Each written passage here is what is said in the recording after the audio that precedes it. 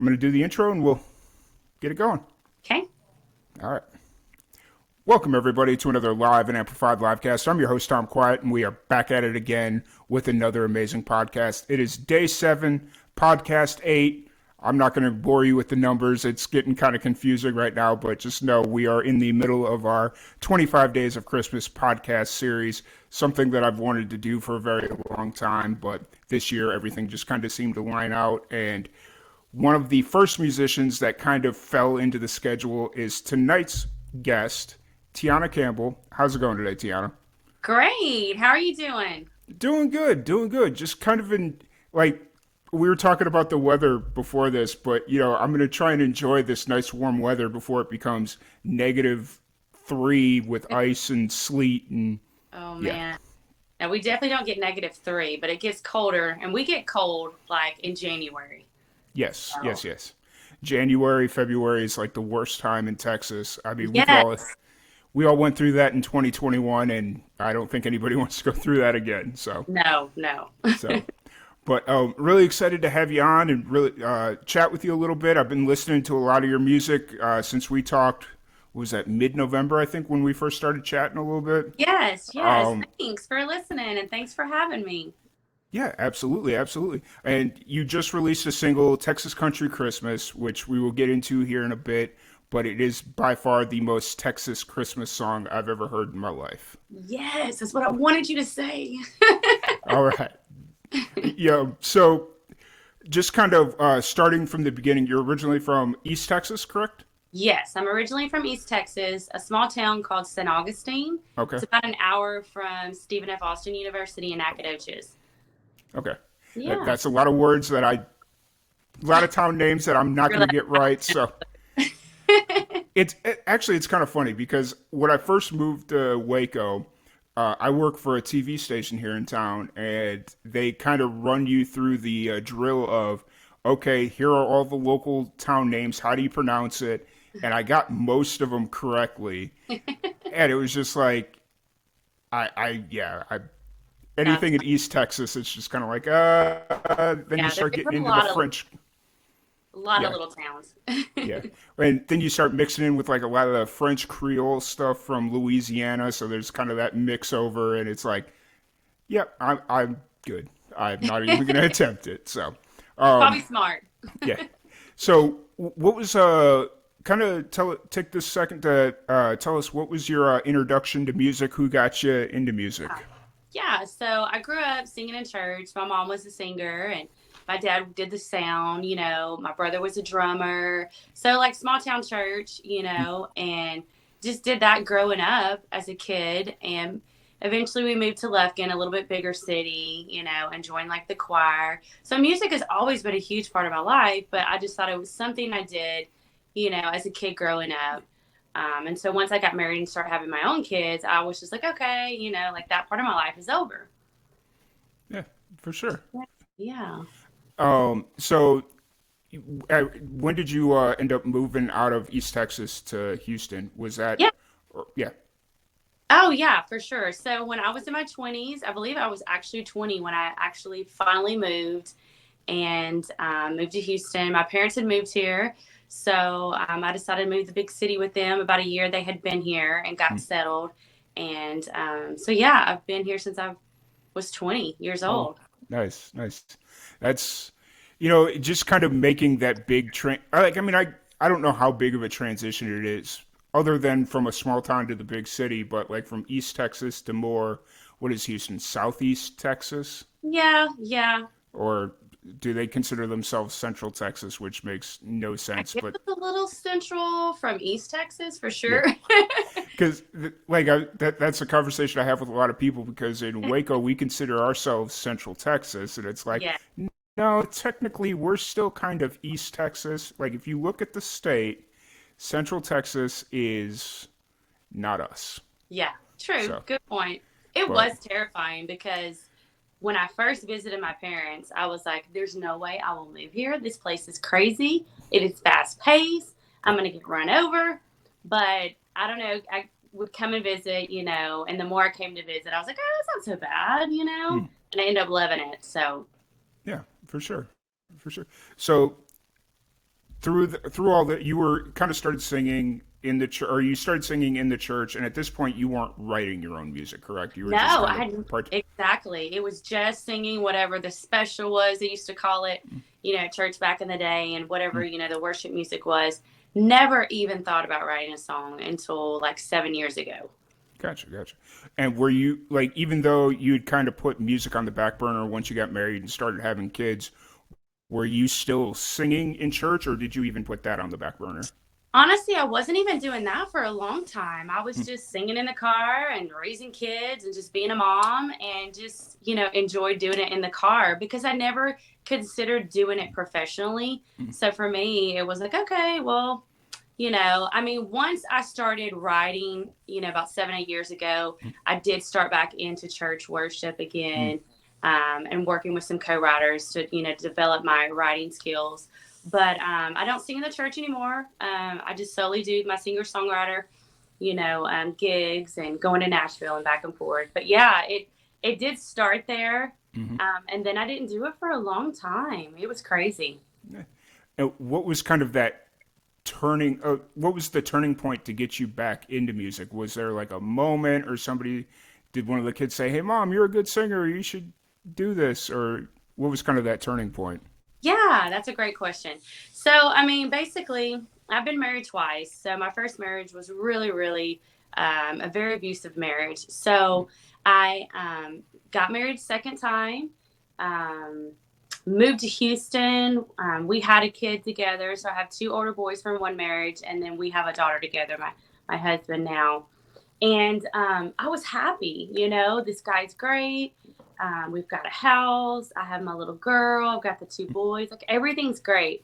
And I'm like, what am I missing? I just felt like something was missing in my life. So I got super intentional about just getting quiet on my back porch, on my swing, and just kind of journaling and like reflecting, and reading a devotional and just getting quiet and intentionally trying to figure out what was missing.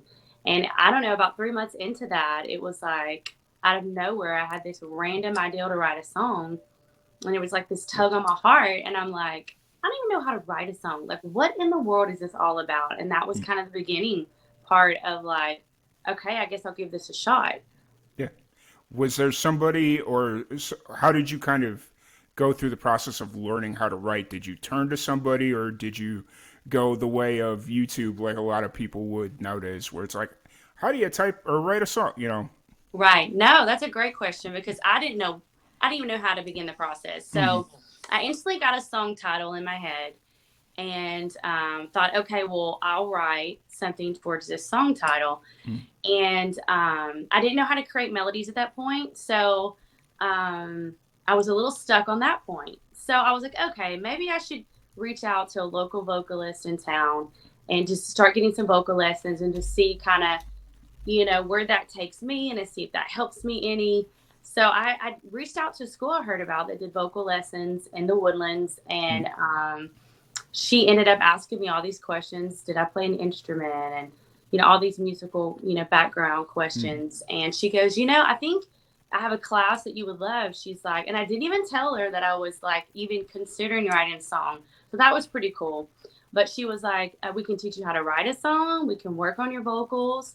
We can do more than just work on your vocals. We can even demo your song after you record it. And, eventually if you'd like to record it, we have, a producer here that could record it. Like all of these things at her one school. I was like, you've got to be kidding me. Like, this is crazy. This was kind of the beginning of like, she's going to give me, the structure I need and the guidance to get started.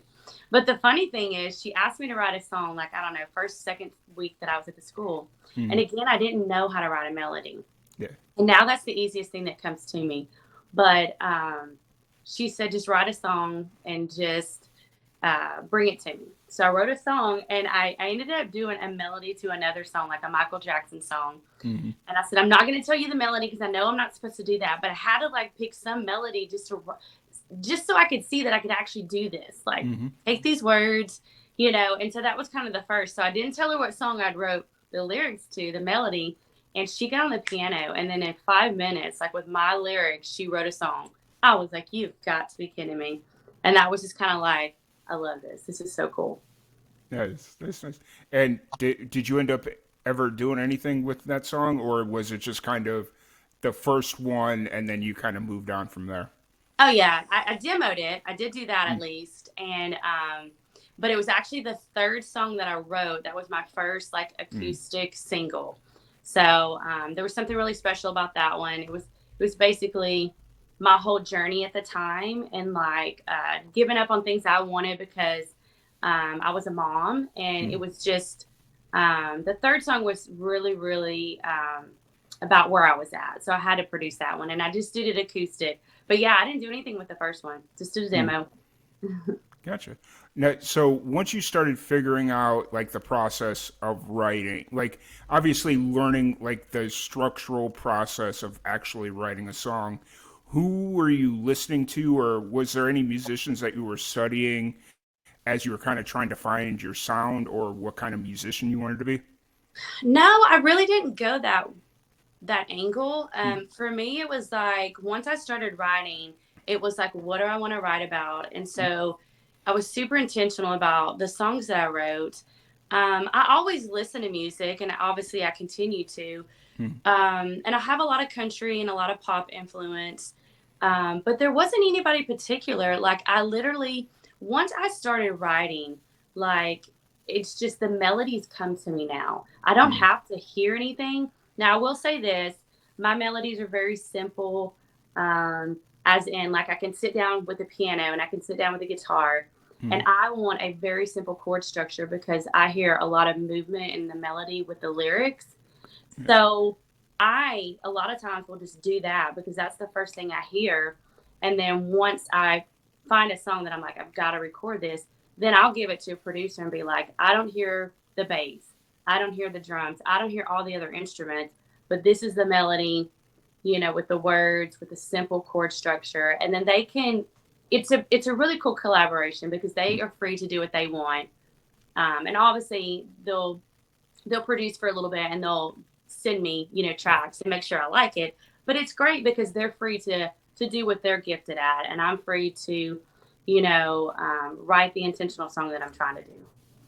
for sure. And it's really cool that you kind of give the producers and engineers their creative freedom to kind of do what they're good at. Do Right. do you have you kind of taken the opportunity to sit down and kind of watch what they're doing so you're a little bit more educated once you go into the studio or when you go into the studio so you know like if you're working with a new producer or you kind of know how to communicate what you're looking for if you're looking for something specific. I mean, I've definitely been in the studio when we recorded in Nashville and set through the whole process. That is mind blowing. Those guys are crazy talented, and they will hear my song one time, Mm, um, played acoustically, and then they literally get in there and they just start playing what they feel. Like it's mm-hmm. really beautiful. Yeah. But I really, truly just kind of let them do their thing. And if there's anything that I don't like, which is very rare, I guess Mm, I've been blessed with working with some crazy, talented people. Then I'll say something like, I'm not feeling that, or that's, not the direction yeah. I was, wanting to go towards. But the other thing that helps that to keep them in that direction that I'm wanting to be, is I will send them a song that I want it to sound like. So I do Oh, give nice. them a few songs to this is the feel of it. This Mm-hmm. is the feel I want my song to be, basically. Gotcha. That's cool. That's cool. And are you primarily recording in Nashville at this point, or do you have a spot in Houston that you record at too? Well, it's funny you say that. I started in Houston with the school and did that for about 2 years. And then I really wanted a country producer. And that's when I found, Justin in Nashville. And Mm-hmm. we've been recording together for probably 3 to 4 years. I do have a couple of guys in Houston that play with me at live shows and really they like some of my new music that I've written and really wanted the opportunity to produce. And so a guy here in Houston, he's one of my guitar players. He's working on a single right now. It'll be out in March. It sounds Nice. incredible. So I'm starting to work with some local musicians here in Houston that are incredible musicians and want to produce. So I'll work with two guys this year in Houston. And I think it'll probably be good because the sound will be different. I've been with Hmm. Justin Clump for 3 years, Yeah. and a lot of the same musicians come into the studio, which they're incredible, and every song sounds different. But it's definitely going to be even more unique what we're Hmm. creating this year. Yeah. How often are you going to Nashville at this point, or where did you go this year? Oh yeah, yeah. I normally go 2 to 3 times a year. Okay. I do write arounds, co-write with people. I try to go to certain events like the Dove Awards or the Mm. CMA Fest and just network Yeah. Yeah. and visit, everybody at these write arounds, and then try to have intentional, conversations with the writers that I loved their song and want to write. I come to town a couple of times a year, so I really try to connect when I'm in Mm. Nashville. Yeah. That's one thing that I need to start doing better. Like when I go places, when I'm not, like if I go to like Nashville or whatever, I need to start going to writers' rounds Uh, or, songwriter showcase, like whatever it is. I need to start getting out a little bit more. Yeah, Because, the guys, even though I've never met them, everybody that I talk to, if you truly like their song, they're going to see that when you go, I loved your song. Like, mm, it was really, really good. It really spoke to me, whatever, you felt from it. Then it just starts a great conversation. And next thing you know, like, I've written with 2 or 3 people because of that. nice. That's awesome. Mhm. So it is Christmas time, which is why we are here doing the 25 Days of Christmas. You released a Christmas tune. When did you release Texas Country Christmas? That was in November, correct? It actually was like the second or third week into October. So right October? before, Okay. yeah, end of Oh, October. gotcha. I don't. So, what is the story of Texas Country Christmas?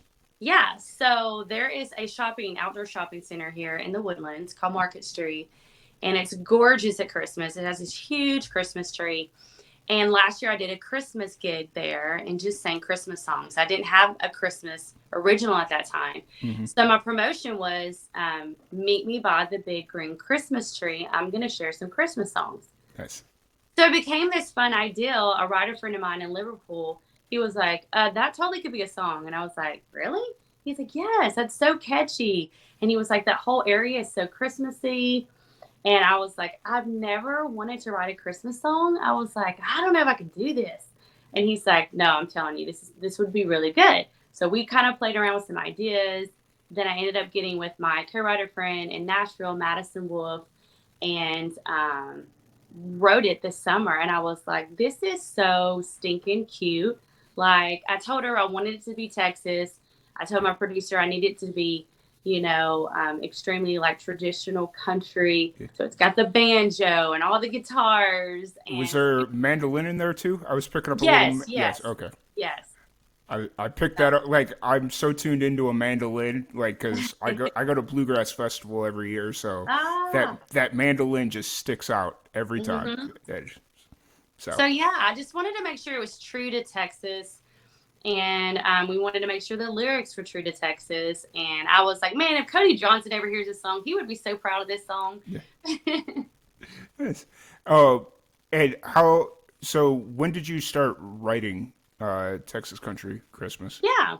So the idea came after I did the gig last Mm-hmm. Christmas. And I started playing around with some ideas, Mm-hmm. January, February. And then it was about the end of March, early April. Madison and I got together and finished the song. Mm-hmm. And I was like, oh, yeah, this has to come out this year. This Yeah, is so, so fun. yeah. And you also just released a. Is it a? Do you consider it a music video or a live performance video? Well, I'm calling it a music video, Okay. but it is filming the night. Me on stage, Mm. my guitar players, the event in total. Um, it's obviously it's showing a lot of me singing Mm. because it's my video and my song. Like Market Street did a video, and it was very little of like me because it was focused on their Mm. event. So I'm calling it a music video. Okay.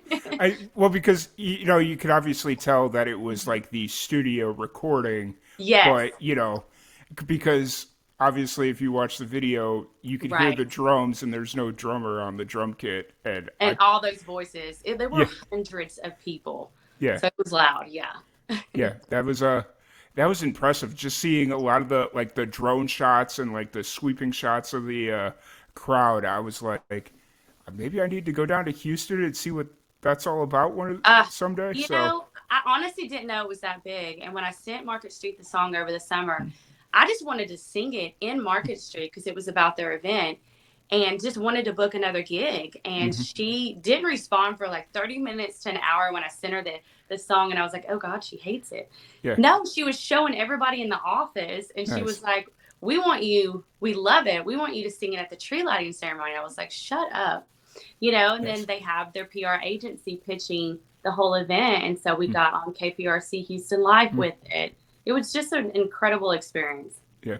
When I was before you jumped on here, I was going through your Facebook and I saw, I don't know, maybe it was a TikTok video that you just happened to post on your Facebook Yeah. of the behind the scenes, and I'm sitting there, I'm looking at all the automated cameras, and I'm like, Oh my gosh. man, that's nice. Believe it or That's not, that was scarier than performing over, hundreds of people in a Market Street because you have like 10 people in the studio. You have hmm like five cameras on you, and you're like, which one do I look at? yeah. Well, and not to add more pressure to it, like if you mess up or say Right. something wrong in on the perform or like Yeah. on stage, it's not as big of a deal because it is what it is. But if Yes. you mess up and say something wrong on the TV, it's clear as day. Oh, yeah. It's if you accidentally cuss or something, and then Yep. that's a whole FCC thing, and it's like, ooh, Definitely no retakes on that. It was live. yeah, oh yeah, oh yes. Especially, I'm assuming that was their morning show, right? So it used to be more like a mid-morning Okay, show, but this one airs around, I believe, 1 o'clock. So it was okay, like right after lunch. Yeah. okay. So it was like a midday type Yeah, situation. exactly. Yeah. That's cool. That's really cool. Oh, so Texas Country Christmas, it's been out for just about little less than 2 months at this Yeah. point. Yeah. What's kind of what's kind of going through your head right now? Now that this is your first Christmas song that you've released, correct? Yes, yes. What's I going through? Yeah, go ahead. no, I'm sorry. I mean, it's just so fun. I love that I wrote a Christmas song I never thought I would, and it's actually probably one of my favorite songs Hmm. because it'll be something that I'll be able to share every year. A lot of your songs you can only share for a little bit and they get old, and Hmm. there's always going to be a fan favorite. You can Yeah, bring them back, but this will be one that I literally can sing every year and celebrate every year, and hopefully it just continues each year to grow and reach more people. Because I feel like when I did my research, there really isn't a lot of like Texas country Christmas songs. no, So I was super proud to be able to create such a cheerful, Texas country Christmas song. Like yeah, super proud about that. yeah. It's a great song. I'm adding it to what little Christmas playlist I actually have Ah, because Um, so has this kind of inspired you to try and do a Christmas song every year? no, it No, really hasn't. Like no. I did it. I love it. That's my Christmas song, and I'm just gonna keep writing what I normally write, unless I get inspired to do something different. But I feel like that will be the only Christmas song I haven't wanted or even thought about writing another one. Gotcha, Outside of this one. gotcha. And that there's definitely nothing wrong with that because it's like you had mentioned, it's fresh every year. It gets essentially re-released every November. Like whatever radio officially starts playing Right. Christmas music. Because there's a whole conversation to have with that about what it's okay to listen to Christmas music, but it is what it is. Um, so there's definitely nothing wrong with that, and just the fact that it's such a catchy tune, and it's kind of in this market of Texas country. It's Christmas, it's Texas country. Texas is very into Christmas. From like I've only been here 3.5 years, but anytime I go anywhere, Christmas around this time of year, Christmas is very Huge. up in front. Yeah, so every little town's got their own tree lighting ceremony and Yes. parades and all this stuff, and it's like, okay, this is cool. So like the fact that you have a Texas specific Christmas song, I think you're onto something, and you can just kind of let it be what it is. Right. So, Thanks. It's yeah. just crazy how it started as a fun promotion and full circle. Here we are, Mm. with a song, and Market Street loves it. Hopefully they'll ask me, to do it every year at one of their events. Maybe not the tree lighting event, but um, yeah, it's been so fun. I hope we get to celebrate it big like this every year. Yeah, for sure. Now, when you sat down to write Texas Country Christmas, did did you approach it differently from like a writing standpoint, or was it kind of in the same vein of the way you usually write music? Working with Madison, actually, this was the first time we ever had written together. Mm-hmm. So there's always a little bit of getting comfortable and kind of getting a feel of how she writes versus how I write. But we wrote really well together. I mean, we probably wrote that song in 2 hours. Oh wow, Like, it was so easy for both of us. She, would drop a line, then I would drop a line, and then I'd be like, "Oh, we have to say this," and then she'd be like, "Yep," and let's say it like this, and like we really worked well together. And no joke, I think in 2 hours we had that song written. that's crazy. Super easy, That's right? yeah. It's one of those things where like when the song's just flowing, you know, Yes. you sometimes you can get a song out in an hour or 2 hours. So, Yep. um, so when you're writing, are you how do you kind of approach the writing? Are you like just writing out the lyrics, or are you actually like have you started picking up like the guitar or something and like writing the music or like the instrumentation? So a lot of times I'll go to my piano, or I've learned how to play guitar this last, Mm, 2 years.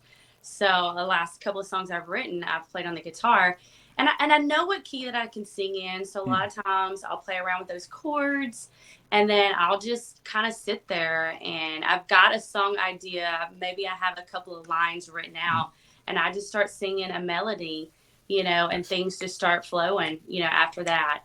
So I definitely have to get some chords that I know that I sing in, and pick a couple, three or four, maybe even five, just Hmm. kind of strum on the guitar, the piano, and then the melody just starts coming. Nice. That's cool. Um, and then as far as kind of shows are going, obviously you had the show that you did the live performance for, but are you kind of starting to pick up or slow down during the holiday season as far as shows go? So every December, I slow down quite a bit because I just use that month for me recharging from just going so much, throughout the whole year. And, the last 2 weeks, anyways, people are with family and friends and Yeah. traveling. And so I just use that as an opportunity to not book anything. And especially the last 2 weeks. And then I'm ready January 1st. I even get off all social media for 2 weeks, and just try to really focus on what I need to do for 2023. I like to Hmm. create a vision board every year. So I only have 2 gigs left for this year. Market Street has me singing this song for an event Thursday night. And then I have a private event on the 16th. And then I'm off till January 1. Nice. That's awesome. Yeah. Usually I take all of December off, but this year was a little bit different, and Yes. I I think this year from like December, like Christmas Day after I post our last podcast until probably New Year's Day, I'll just kind of put the social media on hiatus and just kind of enjoy that week because Yes. we're doing Christmas a little bit different this year because my sister's husband it works in the steel yard in South Chicago, so Okay. he's got to work Christmas Day. So it's like okay, Mm-hmm. so we're kind of doing Christmas a little bit different this year. Yeah. So so speaking of Christmas, what are your Christmas plans this year? We do stuff here in Houston, local with family. And my brother comes in, and we haven't been able to go to my grandparents a couple of years now because they're just a little, still scared of Mm, COVID and their health. And so once of the grandparents will come to my mom's. So majority of our stuff is here in Houston, and then my family, just me, my husband, and the kids. We always take a trip for a good 5, 6 days and just nice. kind of.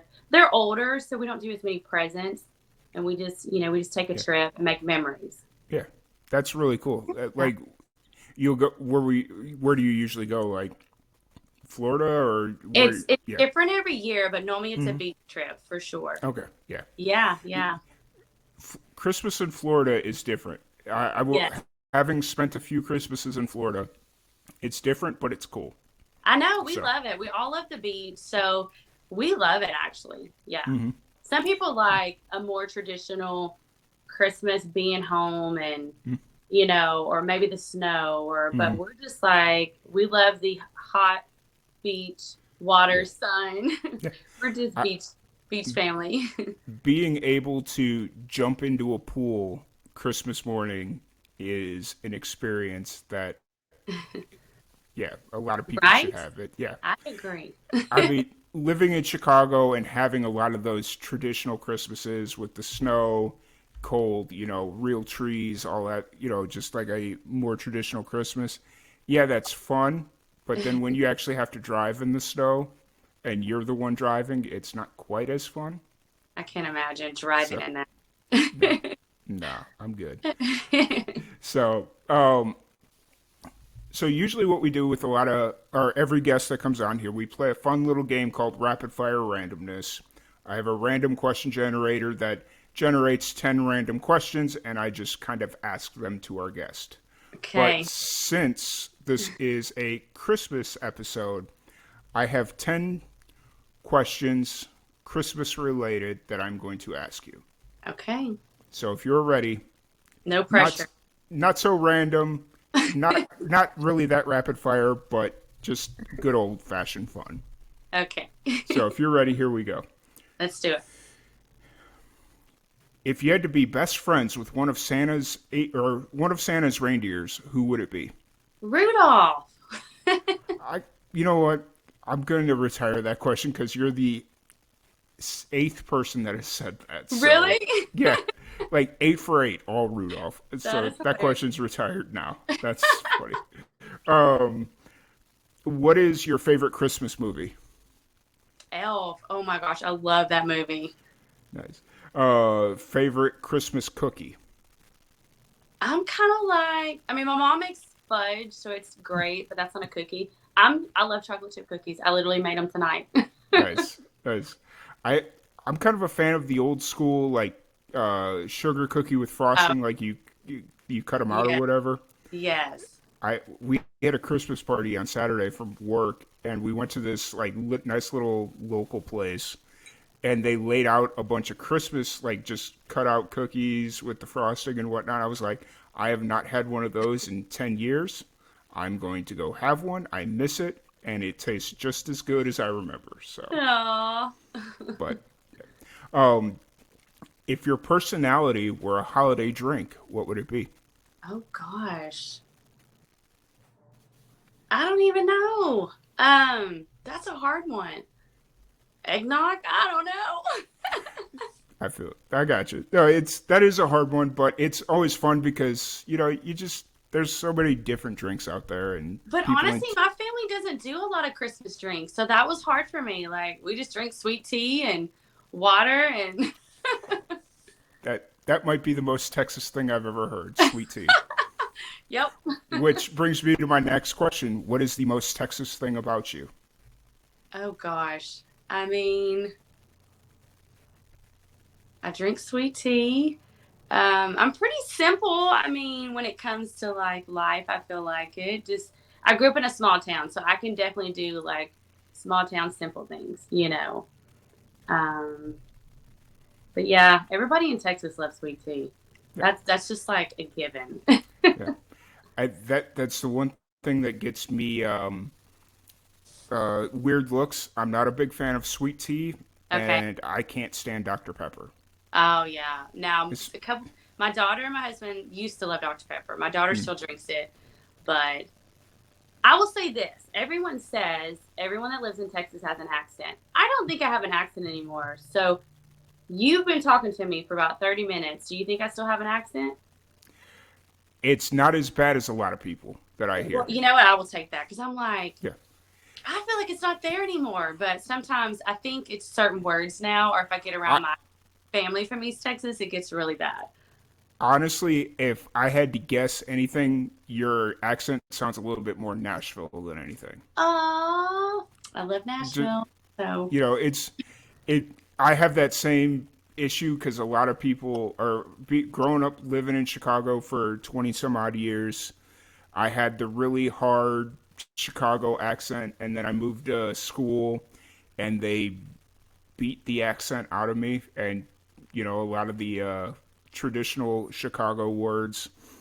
But I still catch myself with that Chicago accent anytime I go out to like West Texas and the more Hispanic influenced parts of Texas, and I try and pronounce those words, and then yeah. that Chicago hard R comes right back. It's yeah, it's wild. And then final question would be, what is a fond memory of Christmas growing up? So my family is really big into like making games at Christmas. So we'll all eat and then we'll sit down and just play like these random games and you can win like money Nice. or like, just random cute stuff. And for whatever reason, that's so freaking fun to us. We Hmm, love it. nice. My aunt started doing that. There's this one game we play every year. It's called the cellophane game, Mm. and so basically, she wraps a bunch of like gifts, whether it's like lottery or Oh, scratch offs. yes. So You yeah, do that one. yeah, Yes. and I didn't play it last year just because it was just like there's too many people that want to play, and then they get like really into it, and I'm like, look, I'm not gonna sit here and bite your head off because you didn't get the $2 scratcher. I'm sorry, So you know, Too it's fun. yeah, but maybe this year I'll get into it. But Yeah, we love it. nice. So kind of looking forward, what is 2020 or not 2020 23? That's 2023 looking like for you? Yeah, of course. So I've got three singles I want to put out.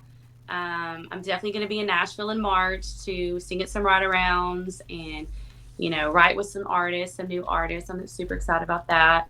So yeah, more music coming and I'm booking already up in 2023. So I've got 6 dates booked up for January, local, Houston, places like the Rustic and Hmm. so yeah, I definitely want to gig more next year. I did a lot of ride arounds the last 3 years, and I love them because we don't have a lot here in Houston. Hmm. But I will continue to do. It's a show I created called Homegrown Songwriters. So I'll continue to do that once a month, Hmm. but then the rest of the time it'll definitely be, me getting out there and getting my singles out. Nice, So yeah, nice. I'm super excited. Yeah, for sure. It's for the songwriter, the homegrown songwriter, is Yeah. it like a showcase? How or what? When do you do that? You said once a month, but is it like usually weekends, weekdays? Yeah, so when I was going to Nashville in the beginning, I'm like, why do we not have these here for our Hmm. songwriters? It's a great place to showcase, the original songs, and everyone loves it in Nashville. So in Houston, Yeah. I do it. For the last 2 years, it's been twice a month, and Hmm. one fell on a Friday, one fell on a Wednesday. Hmm. I did one North Houston, and I did one Midtown, kind of downtown, Midtown area.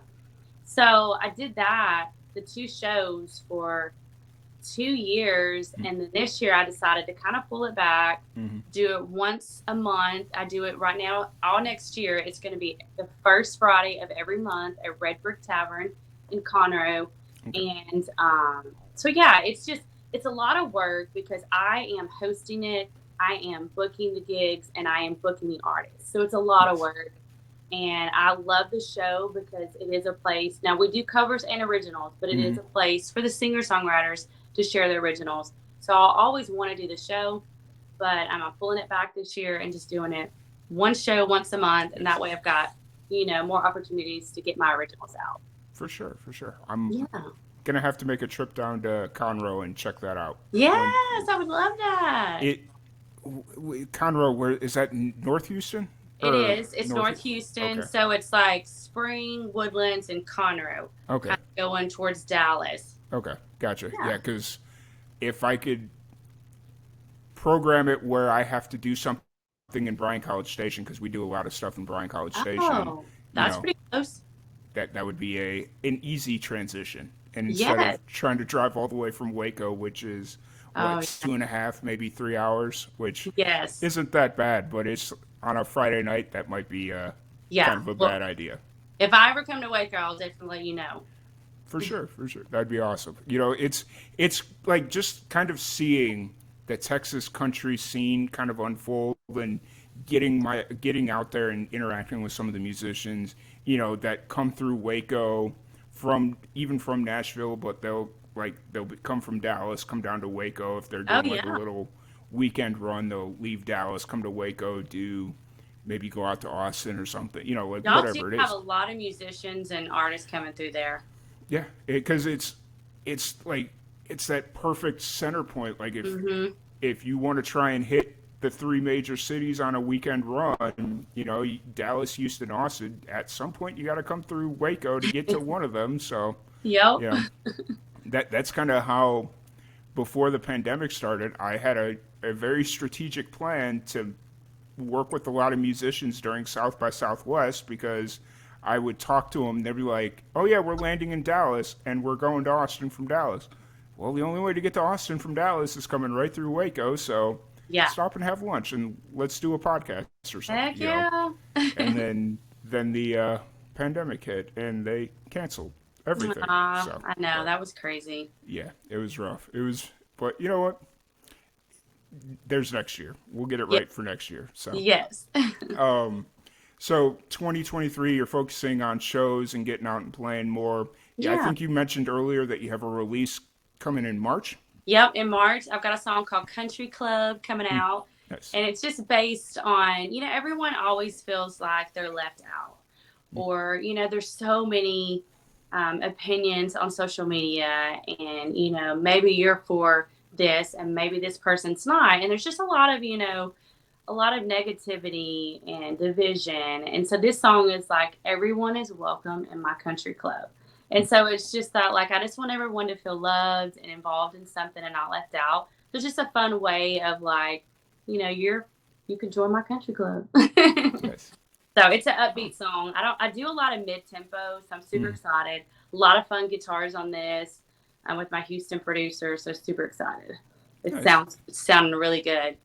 Nice. And is this the first full song that you've recorded with this producer in Houston? Or Yes, okay, yes, it is. nice. That's going to be fun to listen to, and having been able to go back and listen to some of your previous releases over the last 6 years or so. Texas country Christmas is because it's Christmas season. It's what I'm listening to the most. But there's some other stuff that's like some of the stuff off the EP that you released in what year was that? Sunset View. That's what I'm Yes, thinking yeah. of. I think that was 17 or 18. Maybe 18. Uh, yeah, 18. I think it was 18. Yeah, So, 18. Yeah. just kind of listening to some of that stuff and then just kind of hearing what you're doing now. I'm really excited to see what you got coming in Ah, thank 2023. So, you. Thank you. yeah. But for anybody that wants to listen to any of your music that's currently out or that will be out, or catch you on social, where's the best place to find you? Yeah, you can put Tiona Campbell on any of my socials. It'll pop up in all my bios on any social media. Tiona Campbell. You'll see a link tree with all of my links. So that's the easiest way to see the newest videos. You can even go back and watch my live KPRC, Houston live show. Yeah, all of my songs are anywhere digitally. Pandora to Spotify to Apple Music, like it's everywhere. So just search up Tiona Campbell and it'll pop up. Nice. Awesome. Yes, it's out there. Everybody, Spotify, all that fun stuff. Tiona Campbell. Um, and then one thing before we wrap this up, what's one piece of advice you have for all the young musicians out there? Wow, I would definitely say stay true to yourself because that's what's going to keep you different. There's a lot of country artists, but if I stay true to me and do what Tiana Cherie does, then you'll stand out. And so there's a lot of voices and a lot of opinions, but you just gotta like get quiet, and just remember who you are and like keep that in the front of everything that you do. Amazing. Absolutely amazing. Well, Tiona, thank you so much for hanging out with us. I absolutely appreciate you and hope to have you back on in March when you have the release of your next single. Love to chat and, once we kind of figure out the what weather's going to do in January and February, because that's always something that's got to be on the lookout here in Texas. Hopefully, I'll Yes. get be able to take a trip down to Conroe and check out your songwriter showcase. Heck yes, I'd love to have you. Thanks for having me on the show and sharing my music and my story. It means a lot. Absolutely. I really enjoyed chatting with you. Thank you, everybody, for tuning in. We will be back tomorrow right here on Twitch at 8 p.m. with another amazing musician. If you've missed any of the 25 Days of Christmas, they are currently up on Spotify, or you can go to our website, liveandamplified.net. There's a podcast link in the header there. And you can find us on social media, live, the letter N, amplified on everything. Once again, thank you everybody for hanging out with us. Really appreciate you. Tiona, thank you so much, and we will see you all tomorrow night. Thank you. Night, guys.